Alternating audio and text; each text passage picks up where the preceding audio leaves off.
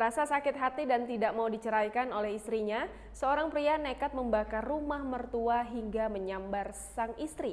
Setelah ditangkap, ia beralasan hanya sekedar menakut-nakuti saja. Bermula dari cekcok rumah tangga, suami di Banjarmasin, Kalimantan Selatan diamankan polisi. JA 34 tahun dilaporkan pihak berwajib lantaran melakukan tindak pembakaran rumah mertua saat terlibat cekcok dengan istrinya.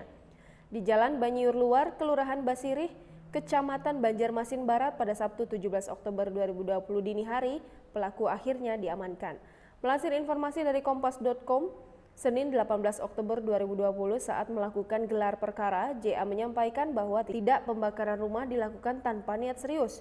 Mengaku masih cinta dengan istrinya dan tak mau bercerai, alhasil JA nekat melakukan hal tersebut agar rumah tangganya kembali utuh. Bukannya kembali utuh, kini JA justru diamankan polisi untuk mempertanggungjawabkan perbuatannya. Kepada polisi, JA mengaku telah membawa bahan bakar jenis pertalit untuk mengancam dan menakut-nakuti istrinya. Bulat dengan tekadnya, istri JA kukuh, enggan rujuk dan menjalin rumah tangga kembali dengan pelaku. Emosi mendengar hal tersebut, JA lantas menyiramkan pertalit yang dibawa ke tubuh istrinya.